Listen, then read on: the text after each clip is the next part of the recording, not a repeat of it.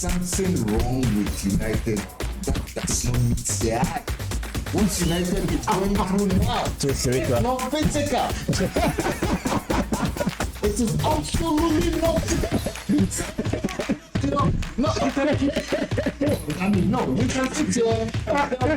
can sit here and tell me that. I mean, come on, you can sit here and tell me that the money situation was physical. Yeah, I would agree because you're a terrible coach. Mourinho, they've had Van Gaal, they've had Ralph Ragnick, they've had, I want to even mention all the other, but they've had very excellent coaches in that span. Champions League winners. Those who came and then met the same demise. So that Kwanche, I think, should work. Tell me this is physical. Maybe something has been thrown on the River Thames. I do not know. But that's said by the way. I think that. Hello guys, Sammy here, and it's another episode of Sports 101. And this time around, we will have a packed show for you. Remember, you can follow Sports 101 on YouTube, on Facebook, on TikTok, on all social media handles. It's Sports 101. Let us know what you think in the comment section. Let's know your opinion, whatever team you support, whatever topics that we discuss. Let's know what you think about our submissions and your own opinions as well. This time around, we are going to be discussing the Ghana Black Stars. The manager Otto Addo has released his his squad for the upcoming World Cup fixtures against Chad and at home to Mali on the 5th and 8th of September 2025. The Black Stars, remember, are top of that group on 15 points with 6 games played. This time around, we'll just have a look at the players invited into camp for the Black Stars, and then we will just look at some of the dynamics here going into those 2 fixtures for the Ghana Black Stars. It's match week 3 in some of the major leagues. In some of them, it's second match week, and so we'll be delving into top European fixtures for the weekend. Man United will be looking to bounce back after that defeat away at Grimsby on penalties in the Carabao Cup, first round. United fans are hiding all over the place. Nobody wants to show their faces. I have quite a number of them with me here, and we'll be going into further details about what exactly is it at United. What needs to change? Does the manager need to go? Is it about the players? Same old Man United conversation. And then we'll be looking at Chelsea. We'll be looking at some of the other teams, in the English Premier League. Will Manchester City bounce back from that defeat against Tottenham Hotspurs? Also, we'll go into the La Liga and look at some of the fixtures in the Spanish La Liga, in the Italian Serie A, in the German Bundesliga. So we'll be delving deep into lots of pre-match discussion for this weekend. And of course, you can join the Sports 101 Fantasy Premier League. And the code is on the screen. So when you join the Fantasy Premier League, you're likely to win some prizes. The highlight of it all at the end of the season is a 3,000 Ghana Cedi cash prize for whoever is top of the Sports 101 Fantasy Premier League. And so that's about it. We'll be delving deeper into the conversation. Guys,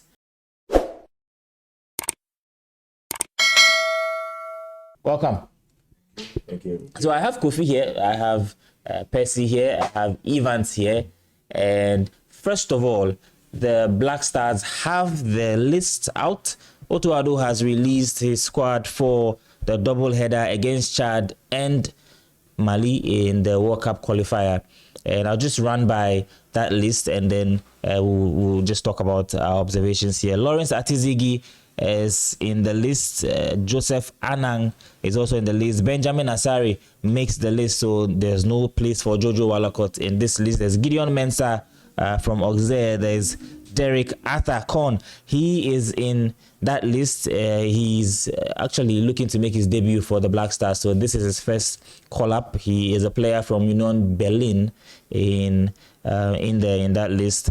There's Mohamed Salisu, Jeremy Opoku, also The Jerome Opoku makes the squad. Alexander Jiku from Fenerbahce is in the list. There's Jonas Ajete. Tariq Lamptey makes a return to the Black Stars, and also there's a Caleb Yerenchi also making the back line. In midfield, there's Elisha Owusu, there's Mohamed Kudus, there's Ibrahim Osman, Ibrahim Sulemana, Thomas Partey makes it into the squad. Interestingly, we'll look at the dynamics here and some of the conversations that have been had behind the scenes regarding his legal case and whether or not it was okay for him to, travel and join the squad for the Black Stars.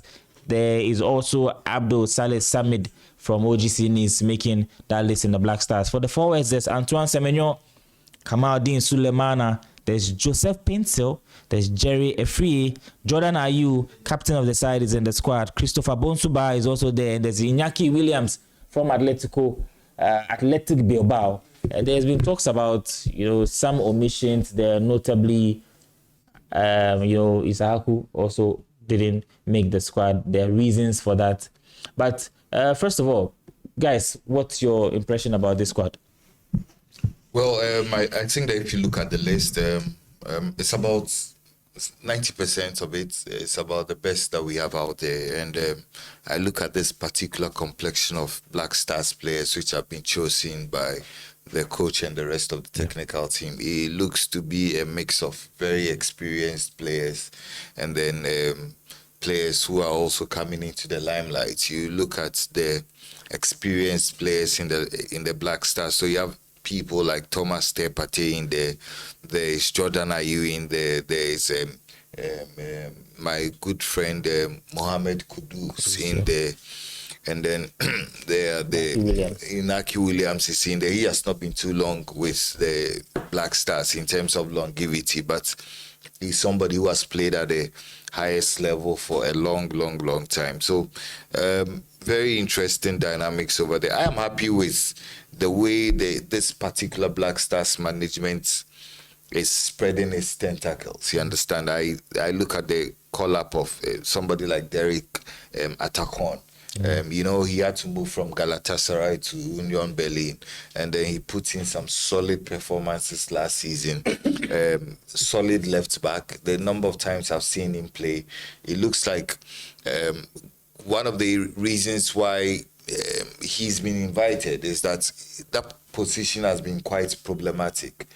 We've not had somebody to nail down that position consistently, and so if you have, doesn't make Gideon Mensah is a good player. You understand, very good player.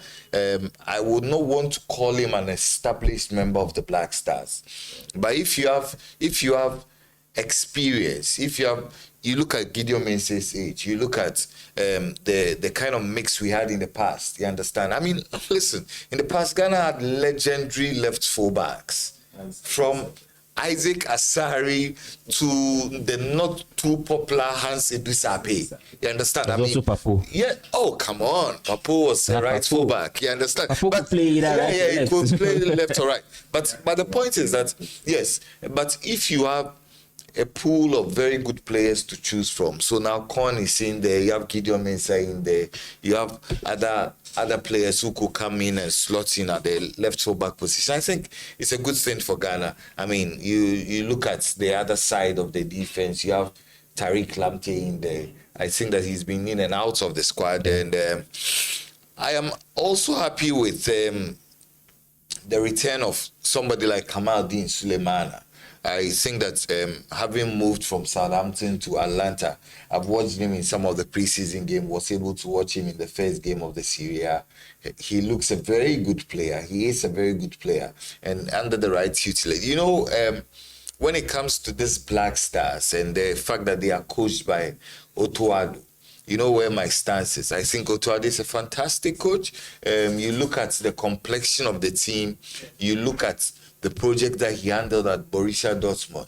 Yes, people might want to call him a bit tactically naive sometimes, but I am happy that the FA management team have been proactive. They've introduced other members onto the Wilfred Schäfer. Is that the name? Yeah. Yes, Schäfer has come in. He's doing an absolute magical job in the background. You understand? And so, for me, I look at the squad. I'm excited. I think that It's littered with experience, it's littered with raw talent, it's littered with people who want to play for the Black Stars and then make their name playing for the Black Stars. To end, I am also happy for the goalkeeper who has been just invited, Joseph Allen. Yeah. He plays in Ireland, and I think that the goalkeeping situation with the Black Stars is one of the most troublesome spots when it comes to who plays for the Black Stars, and whatever it takes to make sure that in the long term we have a very good goalkeeper we can rely on, because that has to be the fulcrum of everything that we build on. So for me, I am happy that Jose Fernand is also getting a call up in there, and I hope to see a lot more competition in the squad. And then for me, it looks a very good, very good legs. I think that the only person who is missing, whose name has made a lot of rounds, has to be the Sibo guy. You understand? Yes, a lot of people are asking why Sibo is not in the list. Yes. Yeah, I think that's the PRO for the FA came out to state the reasons why he was not invited. But he's somebody who is on the radar of a lot of Ghanaians, exciting young player. But I mean, that said, I think that this is a very good squad.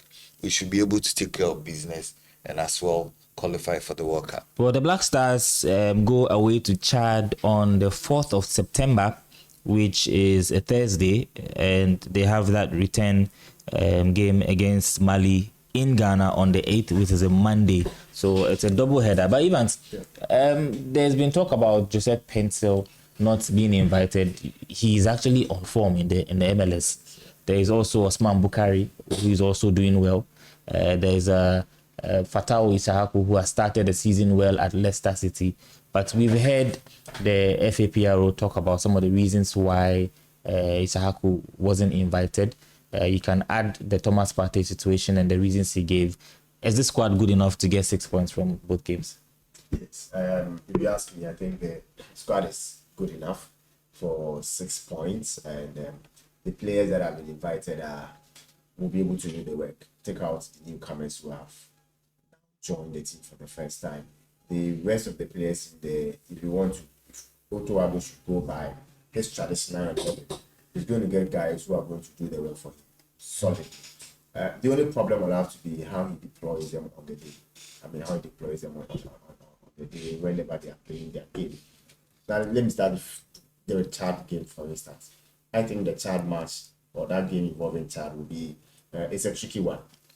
A very tricky one, if you ask me. It's an easier one, but that is a trap game. Now, that is a game where if you are not well organized, you lose focus. Because that is a game where it looks easier, but that is where teams they lose focus when they are playing against such teams that are not really good. Chad in the AFCON qualifiers were very good. They were in trouble for most of the teams that they faced. They've qualified for the AFCON. However, the World Cup qualifiers didn't go well for them. You get it. And now they are more focused on playing in the CHAN and the other tournaments. They were beaten by 5-0 in the first leg. In the first leg, you get it. So it means like it looks like the Chad game is much more of an easier one for the Black Stars. It's an away game. But it's an away game. That is what I'm saying. That it's a trap game. It's a game where if you are not careful, you might just lose out. Okay, you lose focus and then things will go worry for you. It's the Mali game that is much more interesting. It's the Mali game that is much more tough. It's a game that could easily decide who gets on top. Yeah. Who gets on top of the table, because Mali is closely behind us. Comoros is actually in second place. Comoros is second place. Yes. Mali is also in Comoros. Mali is also 10. I think they have the same 12 points. Mali is on 9 points. He's on 9 points. Yeah. He's 12, and then ours are 15. So it tells you that Mali is what will be much more of a problem to us. They are a little more organized. They are more experienced when it comes to playing in such games. We've always had their numbers.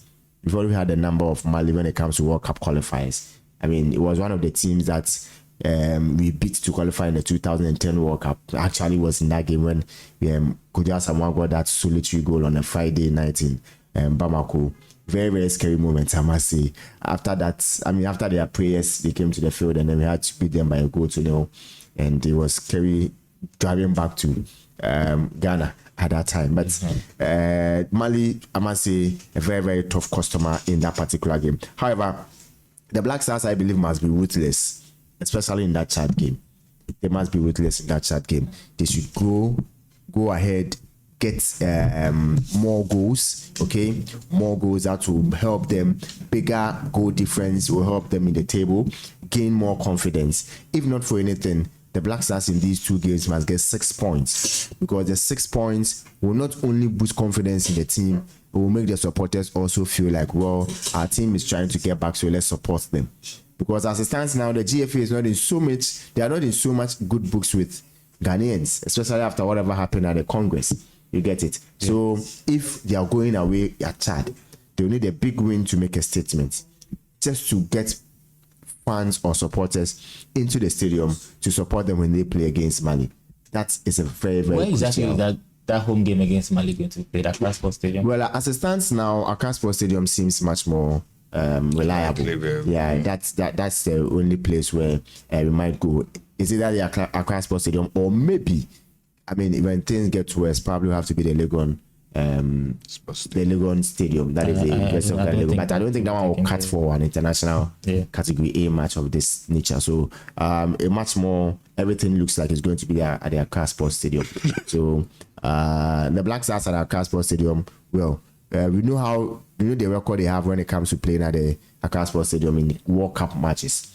Not like how it's often been at the Cape Coast Stadium or maybe the Kumasi Babayawa Sports Stadium. So I believe it's going to be in the Accra Sports Stadium, and I think the game against Chad have to be a very big win, a convincing game by all standards. It's not a game that I expect Otuado to make tactical mistakes.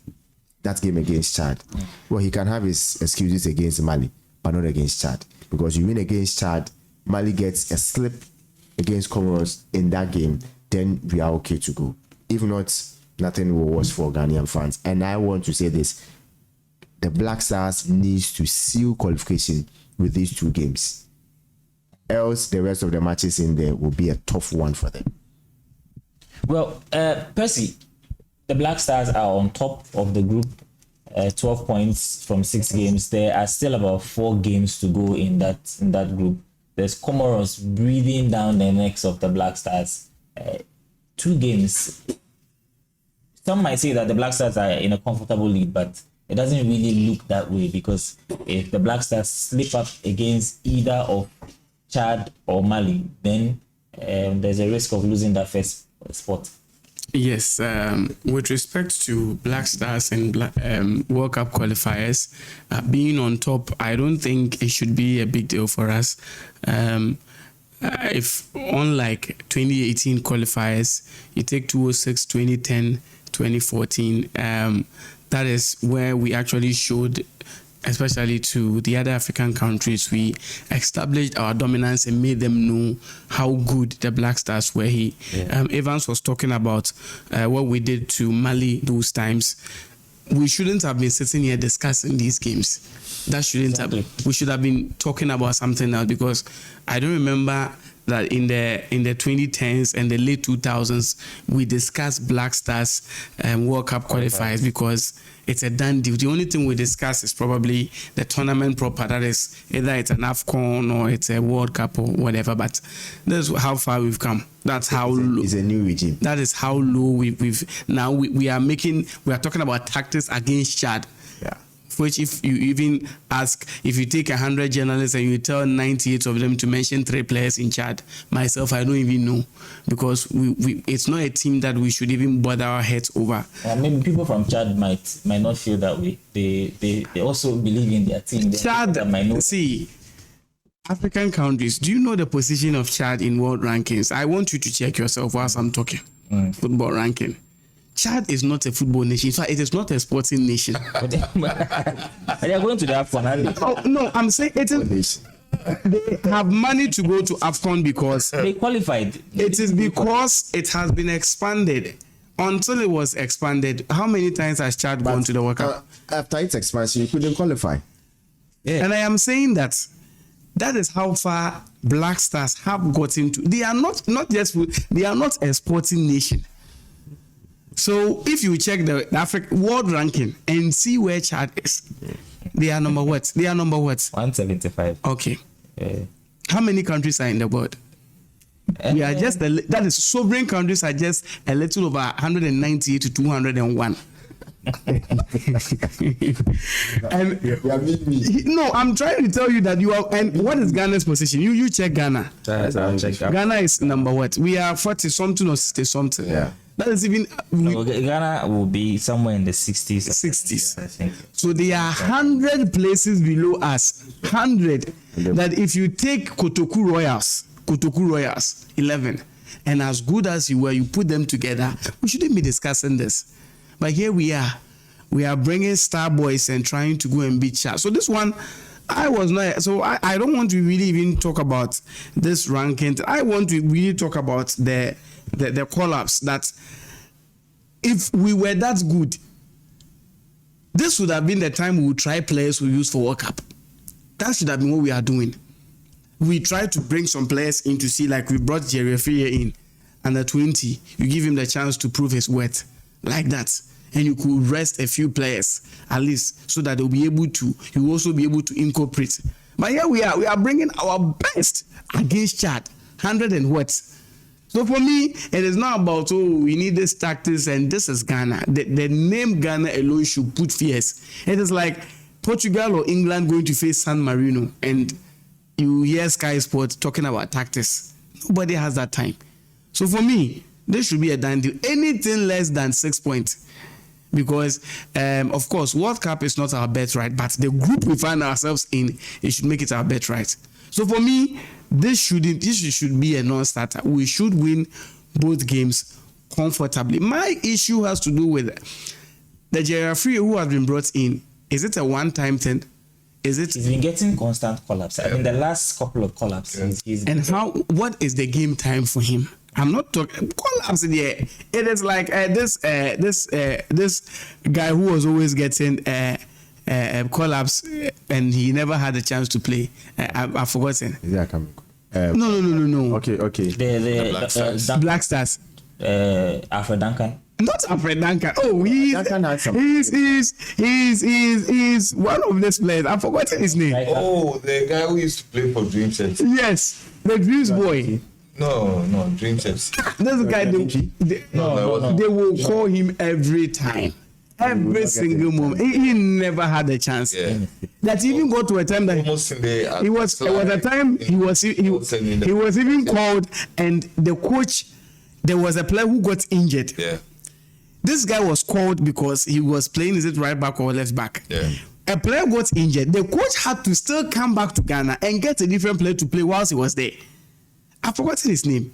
I just hope it wouldn't be like this. Because if we are able to sacrifice someone like Ishahaku for all that he's doing, for Joseph Pentel for all that he's doing, to bring him in, I think it is about time that it wouldn't be, because of course, if barring injury, someone like Kudus will go to World Cup, Semenyo would go, that Iñaki will go. So if you brought someone like this in, like Brazil is doing, he's giving time for Neymar to heal. Vinicius, I don't think he was dropped because of the fact that Vinicius is that bad. So that at least all of these people would prove their worth, at least for those up front. So if we are doing something like this, and I don't want to believe that someone like Jerry Afrie will be put on the bench, at least maybe against Chad, and after first half, you maybe scored 1 or 2, you could bring him in. I don't want to believe that he will just be just part of the team. And so for me, I don't want to say so much. 6 points is all we are looking for, pushing Ghana to 21, so that at least the next qualifier, that's the last batch of qualifiers. Yeah. By then, if Ghana had mathematically qualified, you could rest most of these players. I thought someone like Partey would be allowed to rest because already he has so much on his mind. But Partey needs to be there. But maybe at least so that he would know that he's also part of us. Maybe that's what he needs. It's not a done deal yet. It's not a done deal. Comoros are coming up against Mali. Yes, that's what I'm saying. So maybe after this round of games, then you could rest most of these players and maybe bring 1 or 2. But one thing I'm happy about is that Jojo Wallacott is finally out. I was waiting to hear this news for a very long time. He hasn't been given opportunities in the past 3 years. In his team, is he even given opportunities to even be the number 1? is Jojo Wolocott number one in his team? Olele was never number one. But with Olele, you was gave never number one. but you gave Olele the chance when he came, and he proved his worth. This is a player in his team. He's not number one. Listen. In Black Stars, he's not number one. When it comes to the Black Stars, Sammy, when it comes to the Black Stars and goalkeeping, we do not have patience. That is the problem we've had managing the Black Stars. But we've always had The one. managers of the Black Stars don't have patience when it comes to the goalkeeping department. But you had Olele to be the goalkeeper trainer. What were you expecting? Olele. Goalkeeper trainer with, excuse me to say, but with which qualified credentials? And I'm telling you that Because he's been at the World Cup with the team makes him a qualified coach, a goalkeeper. trainer who can tell you that I chose this goalkeeper because when we checked or when we consulted, luck is with him. No. So He chose Richard Ofori because when he checked, Where did he luck check from? when they consulted, luck was with him. Okay. And now Okay. who is the goalkeeper trainer? Is it Fatah Dada? No. Fatah Dada is not a goalkeeper. He was a former. So you see, so we were talking about Olele, and now it is Fatah Dada, just probably because he has been a goalkeeper before. I don't know if he has his license or whatever. It used to be the Abubakar. It used to be Abubakar, former. Yes. Yeah, and he left to House of Folk. Then Olele came in with a pop of Stephen Appiah. Now it is Fatah Dada. So now, the patience is that it is just recent because we knew at first it used to be Sami Aje. He was there for years until he became Sami Aje in Olele. Olele from 2006, he was a goalkeeper until after 2010. Then you had Fatah Dada. He was in, and we had Adam Kwarasi. He was in for about 2-3 years. So from Adam Kwanzi, That from Adam Kwanzi down. oh, I can list. I can give about 5. Has been a problem. You had- You are stuck to Daniel Eji. Nana was actually the one we were expecting to succeed Olele. So why didn't we stick to Daniel Eji? And then all of a sudden we jumped. So it was the inconsistencies of, but it is not even just about goalkeeping. If you take that Black Stars team, how many players have been consistent? You can mention only about 4. The Ayew brothers. But I also think Yes, some 4. of them, some of the positions have been birthright of some individuals. It is not birthright of some individuals per se. It is actually the player's performance in his team, and when the player also comes to the national team, the performance. One of the key positions in a team, what we all know that it should highly be augmented, is the goalkeeper and the defense backline. For that one, for every team or every country that has been, even Ghana with all our success, it had to do that we had a very consistent backline. And now this is the case that with goalkeeper, as of now, the what do you call it? Our coach said that for now, until anything changes, Benjamin Nassari is his number 1. He came out and he said it. And I don't really have any problem with Nassari. But I believe that all this is. So it is not. Yeah. Yes. After 1 year, he's going to be shipped out. So now it is until recently that we've even had the coach coming out. We didn't even know who was our number 1 because Atiziki only became number 1 because Wolocott was an injury in 2022, and until then we had inconsistencies from Kwarase to Razak Brahima. Then we also had Richard Ofori. So it got to a time we had so many goalkeepers. We even had Danlad coming in. We had Razak Abalua coming in. We had Felix Annan coming. So within a space of, let's say, between 2019, we have about the 8 goalkeepers. About 8. Kotoko alone has 3. Hart has about 2. Even Richard Atta has gone to Black Stars.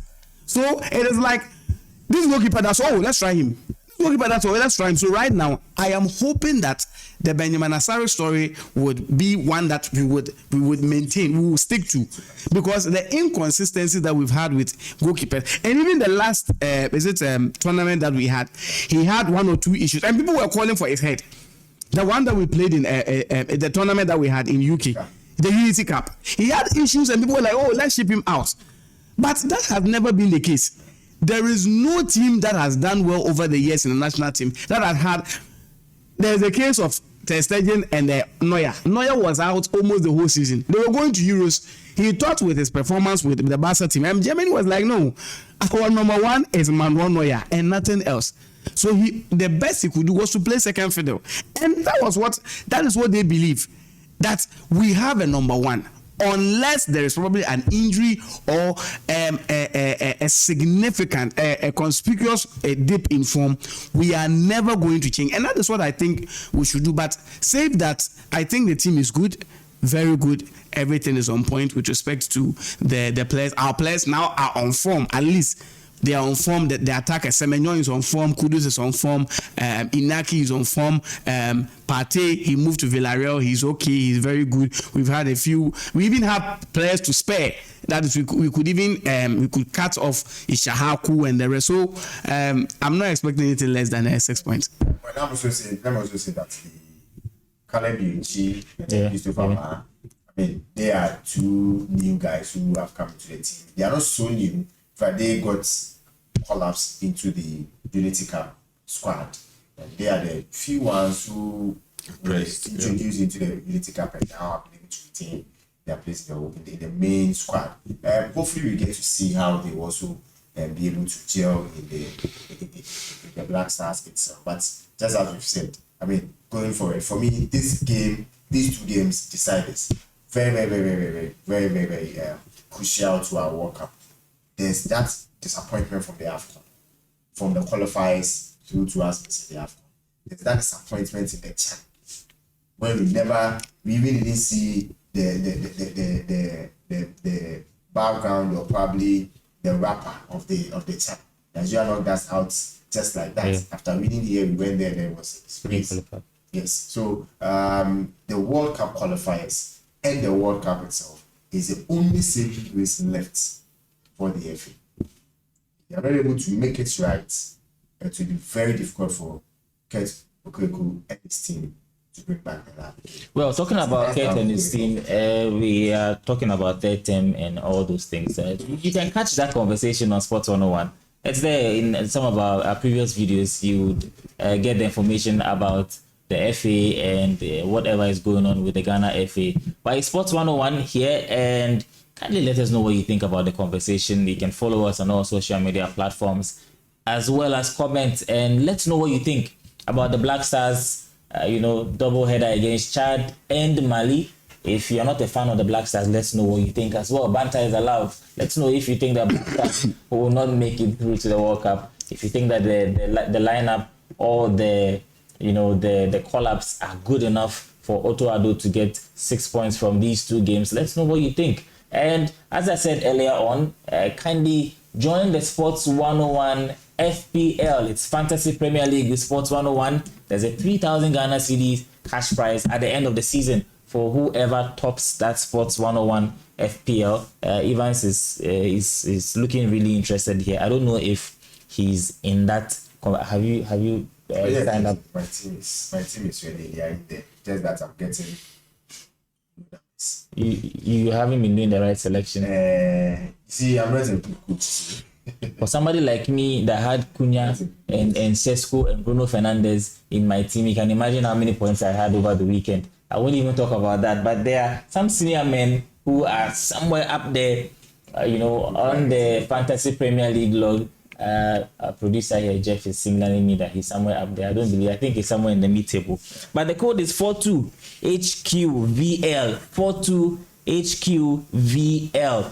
The code will also be on the screen, so you can pick it from there and join the Sports 101 Fantasy Premier League. Now let's switch to another conversation. It's a round of matches over the weekend.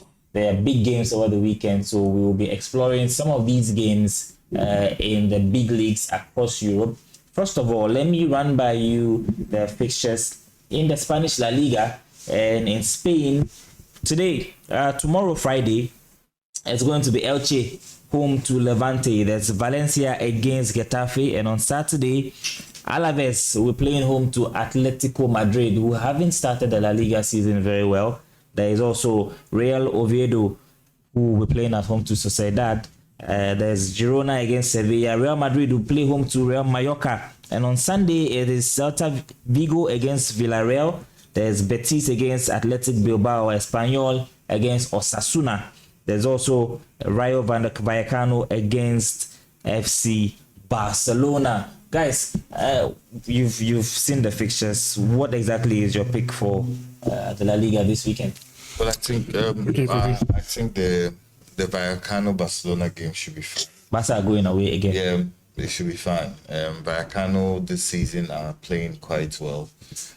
One other game that I'll look out for, and I think that the one thing about Barcelona, I think that we spoke about in the last episode, is that they are not just playing beautiful football, they are learning to grind results. And it was quite evident in the game against Levante when they had to come back and then he eventually had to get those goals and got that particular own goal at the death at Levante. Vallecano provides some stern competition for Barcelona over the weekend.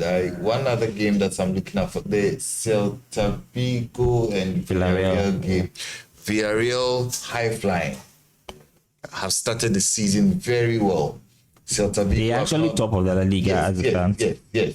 Celta Vigo have not really started the league very well. They've had an up and down start to the league. If you look at Villarreal, I think that this will be the first real test for Villarreal, having to go away against Celta Vigo. It should prove whether they are built to last the whole length of the season or it's just a flash in the pan. So I would look out for that game. And then there's another game involving Girona, and I think Bilbao.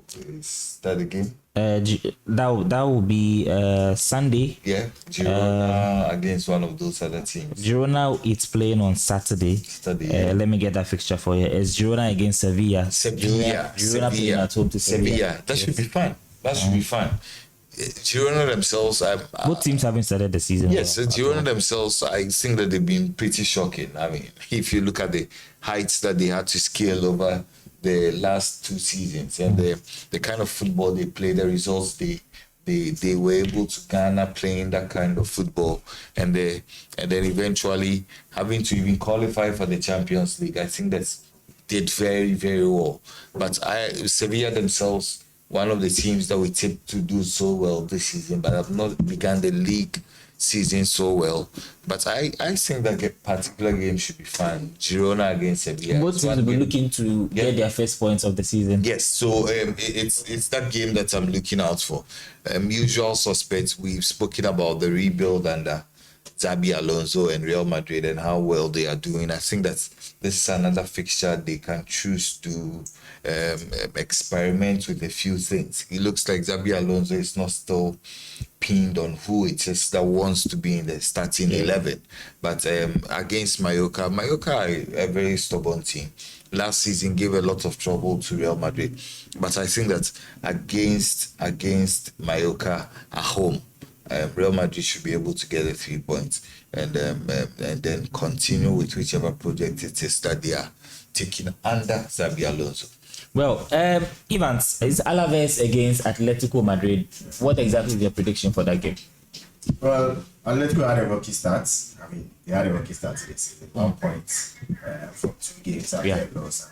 Espanyol and a draw to Elche. It tells you that Atletico Madrid have not really had it as they expected to have. But this weekend's result presents a crucial opportunity for them. I mean, it's a game that they will look like not really a final, but it's going to be a battleground, a battle for Atletico Madrid. If they really want to be among the top 3, I mean, they really want to close the gap and then make sure that they are in touch with Barca as well as Real Madrid.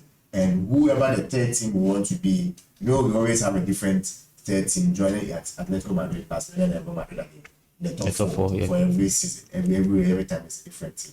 So they really want to be in touch with those 3 teams. This game, very, very crucial. For Simeone, he's not really had a lot of good reviews, especially in the last 2 games. Yeah. People have really come out to say that, look, those are things that are not really good enough for you.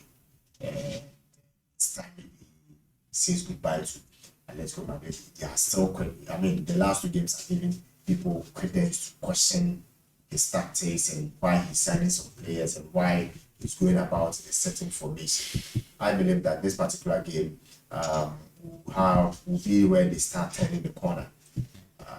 Atletico Madrid have been resilient, but one of the stubborn teams you can get in Europe as well as in Madrid. So for them, this weekend should be a game. It should be a weekend where they get the 3 points. They are playing away. Yes, they are playing away. They are playing away. Yes. They are playing away. So it tells you that their performance last season, they had a very good away performance. In my perspective, they had a very good away performance. There were some games I didn't expect them to get the maximum wins, but they were able to grab the wins in there. Some were very late, others too were they managed the games very well. But this time round, it's only 2 games into the season, but they've not really had a very good start, as I said earlier on. So for this particular game, I'm expecting them to explore the laterals more. Now in the last game, they were more fixated in going through the middle, and that is how come they were sort of options when LJ decided to increase the width of their field. I mean, going to the laterals, and so they had a lot of problems when they were more fixated into going through the middle. And so when LHA decided to use the flanks, their defensive, but look at this defensive pair at the back. That is the flanks. They had a bad time, and that resulted in that 1-1 draw that they had. So going forward, I expect them to change the tactic a little bit. This time around, not go through the middle all the time. Try other options and at least reduce the long balls, because it was one of the undoing last weekend. They should reduce their long balls. Much more positional, interpositional play, passing short passes will do, running behind the lines will do, and they've got players who can do that. What's your prediction for that game? Well, I'm expecting a slim win for Atletico Madrid. Slim win, away win for Madrid. A slim away win for Atletico Madrid. 2-1, 1-0 should do for them. If you ask me, I'll go under 4.5 for that game. I don't think that we'll be seeing, just to be on the safe side, I don't think we'll be seeing a lot of goals in that game. So under 4.5.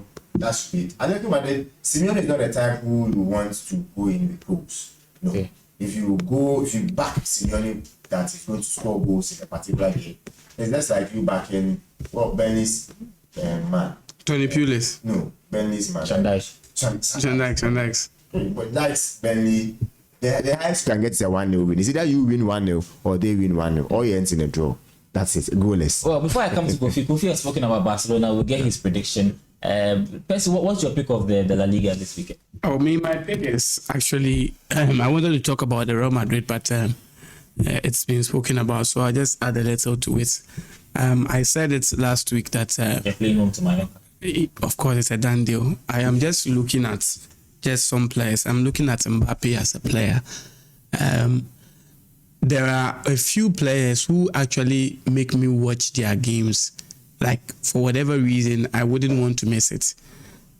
One player, the first player who actually made me watch every single game, because I knew the player who scored was Ronaldo.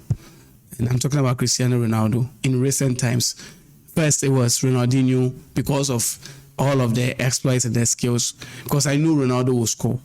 And for one funny reason, Mbappe is turning out to be the new Ronaldo that no one is actually looking at. There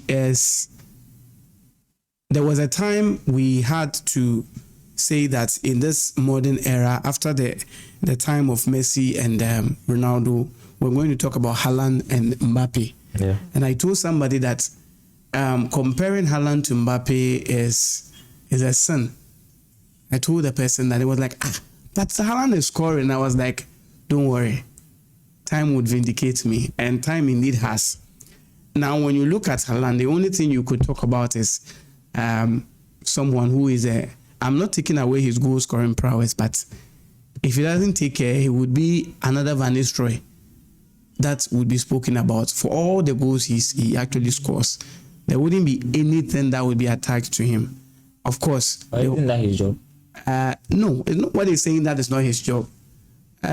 Joseph Bican scored most of the goals until Ronaldo surpassed him, but nobody talked about him. Nobody even made a fuss about him. People make so much noise about Nazario de Lima, but he's not even scored up to 400 goals. Luis Suarez has scored more goals than him. Benzema has scored more goals than him. Lewandowski has scored more goals than him. Even Zlatan has scored more goals than him. But when we are talking about the greatest strikers of all time, they talk about Nazario de Lima. Nobody talks about. I'm not saying these players are not that good. When we are talking about players or strikers who have really made impact, nobody talks about Alan Shearer. The guy has scored 260 Premier League goals, but they make a lot of noise about Thierry Henry. Why? Not necessarily because he's won more Premier League titles. Even when we are talking about strikers, nobody even talks about Rooney better than Thierry Henry. Meanwhile, Rooney had won 5 Premier League trophies. If you're talking about Henry won only about 2, 2002 and 2004. So it has to do with the impact, the aura around you. We call it aura farming around you. And that is what Mbappe is churning out. Because for whatever, if you take about, that is what do you call it? Alonso has brought in. Alonso wanted to stamp his authority as no one is expendable. But I think Mbappe is alienated from that. Because if you take his team, he's played different formations, but it looks like Mbappe is thriving in all of it. Or maybe he's playing everything so that it would favor him. And the last match, he had to bench Vinicius. He had to bench Rodrigo. And now for Rodrigo, I think with the last few days, he should think of a new future somewhere. Because with Real Madrid, I don't see a place for him. I think Arda Güler would now be deployed as the number 10 that he was always supposed to be. And Alonso is not going to play 3 forwards. No, he's not going to play that. The least or the closest he might come to is playing a 4-4-2 diamond with Vinicius and Mbappe. But quickly, what exactly is happening to Vinicius? With Vinicius, you cannot have 2 alpha males in a team. If you have 2 alpha males in a team, then you would have to have one sacrifice, or you have to have the 2 of them at their utmost, and it doesn't happen. It doesn't happen. Mbappe makes teams his own wherever he goes to. That was the problem that PSG was facing. Now PSG had Messi. Of course, Messi by then was not really worried about whatever, but he's still an alpha male. He had Neymar and he had Mbappe. Having these 3 players, you would have to definitely play for one of them. That is what the first era of Galacticos also faced. When they started with Figo. They played for Figo. Then they had Zidane. When they added Zidane is a midfielder, so you wouldn't really focus so much, so it would still be on Figo. And they won their first Champions League. Then you brought in Owen. Then you brought in Beckham. Then you brought in Azario De Lima. Whom are you playing for? So with that, the forward was choked. The Raul was supposed to be a number 9, became a number 11. The Beckham was supposed to play the number 7. Then you brought in Jose Antonio Reyes to come and play the number 7. So you had so many players. But the moment they shipped out most of them, and they brought in just one central player, that was they brought in Van Nistelrooy in 2006. And they had to add Julian Baptista and a few players to play behind. They won the league. That is what they were facing last season. That they wanted to make it like they were playing everything for all of these players, which is not going to. You can't say you have Bellingham, you have Vinicius, you have that is Mbappe, Rodrigo, and you want to play all of them at the same time. So Alonso has seen that was the problem. It was an unbalance. It was like a pyramid that was tilted upside down, and it wasn't going to work. So all they needed to do was you have to sacrifice somebody. And that was what the second era of Galacticos faced. You had Kaká, you had Ronaldo, you had brought in Xabi Alonso, you had a Raul, who was also there. First season, when Mourinho came, he realized this cannot work. So he had to sacrifice, Raul had to leave. Then you had to bring in youngsters who would do everything for Ronaldo. He brought in Di Maria, and it was like, these 2 top, between Higuain and Benzema, 2 of you cannot start. That is what has to be with Rodrigo and Vinicius. And that's what he's doing. So Rodrigo, that is, you had Higuain and Benzema. One had to be sacrificed. And funny enough, you could see that Mourinho's favorite was Benzema. Although, so there was a season that when he rotated them, 2011-22, go and check, all of them had plus 20 goals, including Jose Callejon, over 20. Benzema, over 20. You also had Higuain, over 20. Ronaldo himself, over 20. So, and by the 3rd season, he even cleared the soap. So, Mourinho was actually the one who made Real Madrid to be that dynasty. By 3rd season, and when the season had ended, Higuain left, meaning that Benzema had the sole number 9 position. Callejon had left, Ozil had left. So it meant that now he was playing his 4-3-3, and Benzema was now made to sacrifice, because you can't be the alpha male with Cristiano Ronaldo. And see what happened: 4 Champions Leagues in 5 seasons. And that is exactly what Alonso has realized, that if he wants to play everybody because it is a dynasty, then it will be like the second Galactico era, when all that Barca had to do, that they had to have a focal point. It was Ronaldinho, and you had Eto'o who was there, and everything. You see, when that was put in place, even Julie became a world best. Julie became outstanding. Xavi, of course, was not a starter, because you had Deco and Nelson, and you also had Van Bommel in the middle, and everything was okay. That is what Barca used last season. So with this, he has an Mbappe who is an upfront, Arda Güler behind him, and he's able to also play Bellingham as Bellingham is not a number 10. You put him in his number 8, a box to box to just destroy things. Then, if things go south, then you have this youngster that is in, who can act like a Joselu, that instead of now playing a short ball, because with that it means that you can do long balls, Mbappe can shift to the left wing and everything. So for me, this season, with what Mbappe is now being put in, he will thrive, because it is not that Vinicius is not doing well, no, but Vinicius needs to be sacrificed. And he has to understand that if he wants the team to succeed and himself to succeed, that is because unfortunately he is not as prolific as Mbappe. Mbappe will score. Mbappe will do the scoring. So he has to understand that now his best asset should be to assist. To be his best and assist. And Mbappe, whatever reason, would always shift to the left. So it means the two of them, they play up front, then they will be able to just interchange positions. Bellingham should understand that he will not be given the chance to be going into the box often to score more goals like he did in the 2023-2024 this season. So he also has to sacrifice, be the midfielder he has to be. Everything for Mbappe, and it will be a second phase of Real Madrid, and they can be another dynasty again. Well, so for me, that's what I see. Kofi, I have a different opinion on this. I think, does it have to be that you cannot have 2 alpha males in one team? Why can't you have 2 alpha males in one team? You've had that conversation about Vinicius and Mbappe.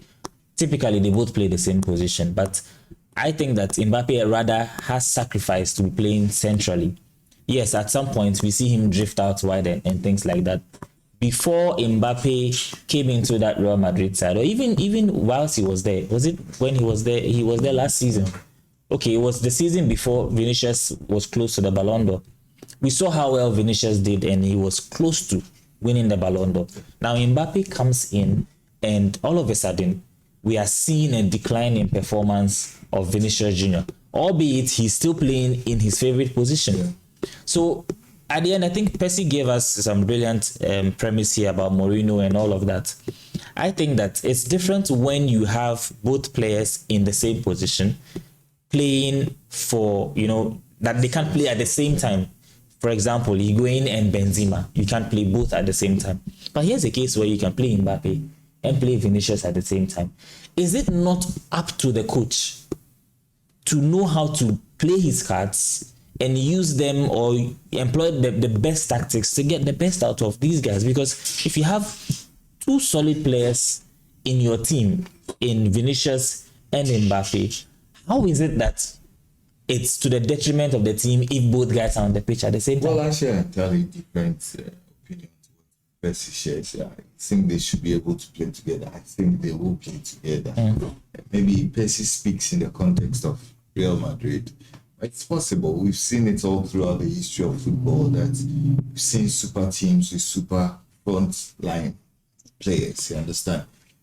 If you travel just across Barcelona, you had an era where you had Lionel Messi, you had Luis Suarez, you had Neymar play together. Even with Manchester, there was a point in time where there was the Holy Trinity.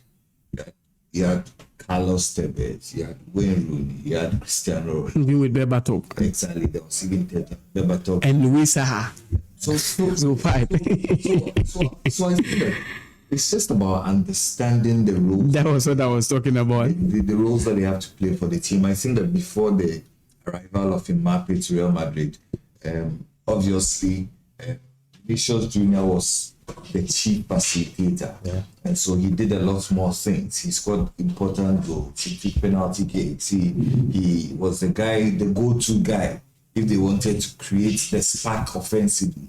But I think that with Mbappe coming in, he adds another dimension, and the coach has clearly shown that yes, he's not just going to rest with Mbappe.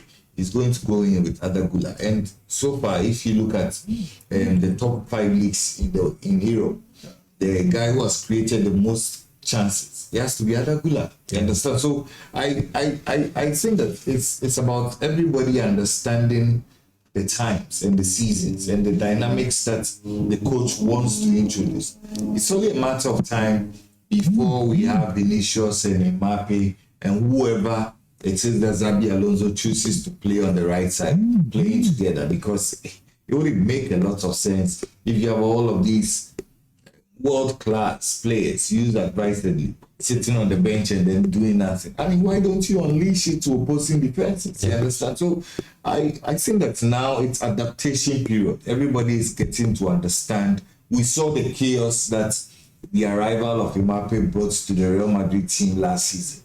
They were a bit dysfunctional. The coach wants to get it right.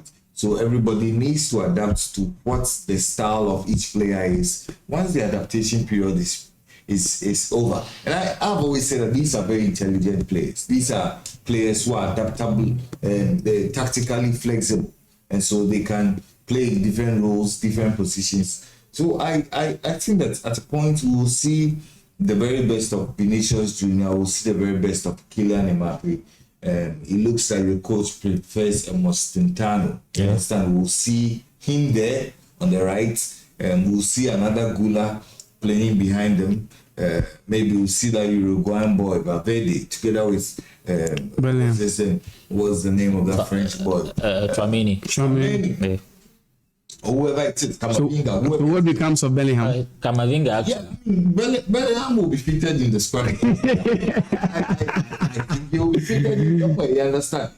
Obviously, that's why the coach has to earn his money. You understand? So you cannot pay top backs for all of these beautiful players and then You have to find a way of playing everybody. Not fit them together in a team and then find the right balance to the team. So I think it's only a matter of time. Real Madrid do have serious offensive weapons, and if they are able to harness it together right, they'll cause a lot of trouble. So do you think Rodrigo should leave? Yeah. Because from what you mentioned, you just asserted that. Well, I think that it depends on what's the player. This is a World Cup season. No, it depends on what the player wants. Because for me, Rodrigo is tactically flexible to play on either side of the number 9. But he prefers the left He side. also wants to play in the number 9 sometimes. You understand? But the truth also is that now Real Madrid have a young boy from the Castilla who also plays the number 9. Yeah. He showed it at the World Cup competition. So I think that Rodrigo needs to be very patient. For me, it's a World Cup year. Everybody knows your worth at Real Madrid. Yes, you might probably not get the playing time that you want, but if you got 20 minutes every week at Real Madrid, which top country will they pick you? That is Brazil. This is Brazil. Richarlison is firing all cylinders. The point is that this is the new look Brazil. This was not the Brazil then that we to sit here, mention number 7, number 8, number 9, number 10. And I'm saying as of now, figures. of course. Yes, you had Mario Jardel winning European Golden Boots, but he couldn't even make the World Cup squad. I mean, those times when we mention number 7, we know it's Bebeto. Yeah. You understand? You remember number 11, you know it's Ronaldo. Exactly. You remember number 10, You know Number 10 is Ronaldo. yeah. so there's nothing you can do. So for me, I this is. But Richarlison is playing. He's really. I want to tell you, he should be patient. The only problem, or the only thing that will probably tackle him to leave Madrid now will have to be a place in the World Cup. That is what he's thinking about. Wait, he also has to know who he's competing that position with. Richarlison. Richarlison, only Richarlison. There's João Pedro as well. João Pedro too is there. If it's only And João Pedro has got a call up. Yeah, he's gotten a call up too. Good. If there's João Pedro, the Chelsea João Pedro. Yes. Going into the World Cup season. Are you kidding me? As it stands now, João Pedro will probably end the season with more or better numbers than Rodrigo. You still don't get the point. You still don't get the point. Chelsea is a No, as you said, there was a time where we knew the name. But you know Real They are Madrid, all equal. Sammy, you don't get the point. you know Real Madrid will not call players based on their clubs. Tiny club. Somebody plays for that tiny Real Madrid will not call. I'm not interested in who plays. So João Pedro gets the numbers at Chelsea and he doesn't get a call up to Brazil. Brazil does not even call players. They go and I'm really saying that Brazil does not even call players based on club. Exactly. They don't do that. They can even call someone from Brazil. That's what they do. They can even call. You can get a call up to Brazil. That's nothing. But If he was down to João Pedro, if he was That down is not to Brazil. João Pedro, stay at Madrid. Leave that small boy at that tiny João Pedro is not a problem. João Pedro is going. Talented minds. Richarlison was in Tottenham and he started. Because with of the when Brazilian national team. Yes, and that is how Brazil is like. It is not the club you play. Brazil likes to respect a lot of seniority. Yeah. That's what they do. They like. It's Brazil. It is not the club you play. Now, the World Cups that they've won, apart from 2002, that they had a lot of foreign players. 58, 62, Garrincha, Didi, what do you call it, Pele. They were all in Brazil. 70, all the players you mentioned, Tostao, Jezinho, all of them were in Brazil. 19, even if you talk about 1994, apart from Bebeto, and you talk of Romario, the rest were all Brazil players, Brazilian players. So that was when Santos was on its. And I am telling you, but right now the Club World Cup has made us understand that Brazil is still on form. Right now, the Club World Cup is telling us that they are very good players in Brazil. Yes. However, football has evolved that even if you play in your local league, Yes. in the Brazilian league, Yes. you still need to do extra. And I'm telling you that is Brazil national team has this tradition. They are not concerned about the club you play. That is one thing you should understand. Brazilian national team. What was Brazil's performance in the last World Cup? And that is the reason. What was Brazil's performance in the last continental tournament they had? Yes, and that is Why is Carlo now asked to come and take charge of it? Can I come in? There are problems in there. Yeah. He will want to fix those problems. Yes. Brazil is not a national team where you are going to get 6 years with. No. The maximum you get is 2. And what I'm trying Even to if you World Cup and they'll let you go. what So he needs to make quick fixes. And that quick fix is not his outbreak. what I'm saying is that no, what we are talking about. Let me explain something. With Brazil is not any national team. Okay. Brazil, they are like Italy. Okay. Brazil does not go to World Cup with necessarily players who play in other leagues in top flight. That is not what they do. They go with the best players. They go with that very season. The best. That is why I said in 2002 they went against their norms by choosing Nazario de Lima over Mario Jardel, because the best striker in the world 2002, Mario Jardel from Porto, was the best striker because they won European Golden Boot. Mm-hmm. And they took a risk. If you take Scolari, he took a risk by bringing Ronaldo because Ronaldo had been in the house for almost 2 years. And he was against their norm because Brazil does not do that. Like I told you, all the World Cups they've won, it's like Italy. Italy took a Paulo Rose who was going to prison and had come back over players who were on form. Italy in 2006, check their team. Who was Yaquinta? Yaquinta was just someone who was just playing. They are not concerned about who is on form somewhere. Even the 2021 Euros, that's 2020 Euros that they won. Look at the players who played. And they are more concerned about in that year who is on form. They might have a few veterans. And in 2006, Alessandro Del Piero was from the bench. They decided to use a Luca Toni from Fiorentina because as he has scored 30 goals for Fiorentina. Let me ask this question. In 2000, in the year they took 8 or 7. Which one? Brazil. That yes. Who was better than? I mean, was Hulk better than its competitor? At that during that year, which Brazilian player was on form? If you take Neymar out, Who else was on form? They didn't have anyone. The players there was Joe. There was Bernard. No, in fact, there was practically nobody. Coutinho was not on form around that time. Willian was not on form. Willian had just been bought by Chelsea. He was a bench warmer. He couldn't even start. Oscar, imagine Oscar before the World Cup. Oscar was their number 10. That is for the Olympic Games in London. He wore the number 10 jersey. So prior to the World Cup, prior to the Confederations Cup, then they said Neymar was now the face of the team. So he had to swap and take the number 11. So who was the star player? Brazil had been on their all-time low. The only best players within the previous years, you can talk of Elano, and even the 2010 World Cup. They had to bring Kaka. Kaka was past his prime. Robinho was past his prime, but they were their two best players. So after the 2006 World Cup, Brazil had actually gone to their lowest point. And the only players they could fall on, I was just mentioning, there is Joe. There was Fred. Who was the better number 9 than Fred? You tell me. There was no better player than that. So Brazil is not concerned about you play in Real Madrid, you play in AC Milan, you play in Inter Milan. That is not what they do. So on a good day, yes, Carlo will want to play Pedro. It is not what Carlo will say. Brazil, you don't just come and sit down and announce that I want to play these players. You have to go through the old play. In fact, the last game they played and they had is it Garrincha or Carlos Alberto? He came and said this is the worst Brazil he has ever watched. And these old players, before you bring your lineup, they will scrutinize it because they are all winners. Why do you think Dunga? Dunga in extension. So do the scrutinization. Guys, quickly. Richarlison please before you come. Hold on. Quickly. We are getting into the Brazil conversation a bit too long. Quickly, before we get back into that conversation, let's wrap up on the La Liga. I want to know what your predictions are. My predictions are Real Madrid.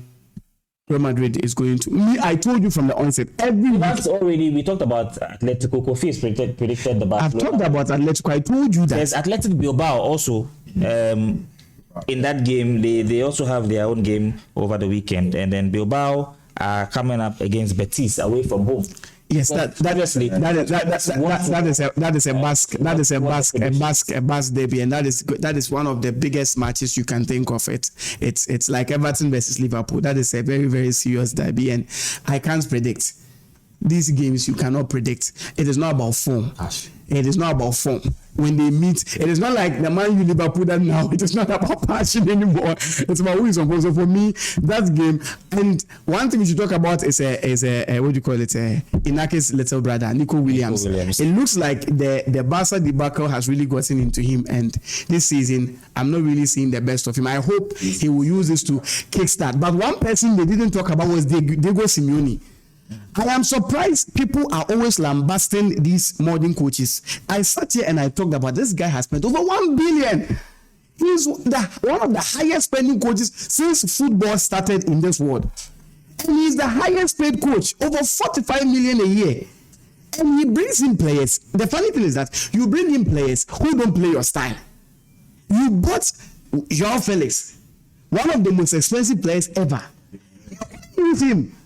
Now, I'm sure Julian Alvarez is in fact, he regrets the decision he made.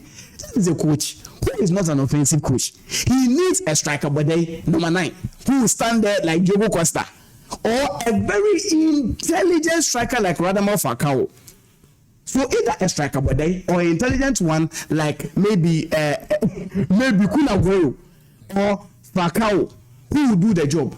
Apart from that, all the other strikers, he has a level solid striker, but standing there. So with one striker, but then he will have a Griezmann who will stand there. So I was saying that he should sacrifice Griezmann this season because the guy, he is doing the same thing as Julian Alvarez would do.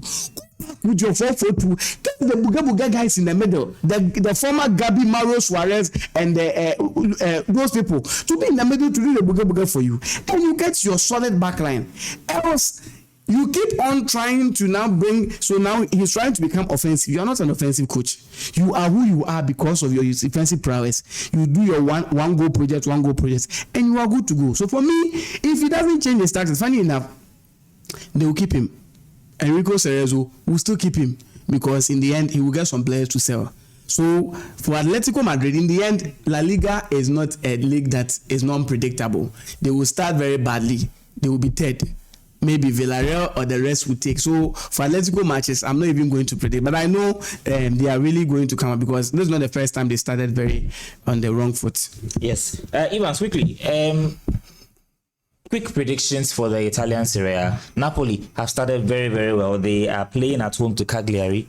In that game, Milan are also going away to Lecce in their Serie A game. Roma are going away to is it Pisa or Paisa? They had a good result last week. I think they picked up a point. There is also Fiorentina away to Torino. There's Inter at home to Udinese, Lazio, Verona. Napoli, what's your prediction for that game? I am going straight with Napoli in that game. They have on. Are you already giving the odds based on what you are saying? Yes. So you mean they can stake based on what you are saying? Exactly. They can do that. I'm going straight with Napoli against Cagliari. I mean, Napoli against Cagliari, straight in for Napoli. Straight with Napoli. Napoli wins against Cagliari, hands down, especially as they're playing. Cagliari has not really got a spark. They've not really got a good start to the season. I even expect them to finish low mid-table this last time because of one or two problems they had during the transfer season, the transfer window. I mean, they went out for some players, some Italian great players, but the funny thing is that they chose other clubs over them, and it's really not going their way. So they still have some deficits to fill in, but Napoli should have this. Napoli straight win. Quickly, Milan are playing home to are playing away. Actually going away to Lecce. Milan lost at home to the promoted side last week. Milan. At home. Yes, yes, Milan. Well, I think Milan should get the least Milan should get is a draw. Away or draw in that game. Inter. Finally, let's go Inter. Inter against Udinese. What's your prediction? Of course, it's a no-brainer. Inter first match, they have to. In fact, they started their title trying to challenge Napoli 5-0 at Tampa. In fact, very emphatic. And Udinese, this is not the Di Natalis Udinese. This is a new Udinese, and we are not expecting anything extraordinary. Of course, Inter will just do justice to this. Yeah. And finally, Genoa. Home to Juventus. For Juventus, with what they're actually doing this season, I don't know if with what Vlahovic did coming off the bench, he would be given the chance to at least start for the past few games. Even the ending of last season and this season, he wasn't really getting the chance to start. But when he came from the bench, he was able to put his name on the score sheet. So I'm expecting them to actually have a win. I'm expecting all the big guns to start it very well, except Milan. But the rest would really start well, so that it will be as exciting as last season was. Well, guys, this is Sports 101. We've talked about the Black Stars. We've gone into the Spanish La Liga, the Italian Serie A predictions, and we diverted a little bit into international football concerning the Brazilian national team and how they go about their call-ups. Kindly like, subscribe, share, and follow Sports 101. Let us know what you think in the comment section about everything that we've discussed. Let's know your thoughts. Let's know your predictions. You can even drop your odds in the comment section for anybody that might be interested in your predictions as well. It's Sports 101 here, where football lives, and we continue the conversation.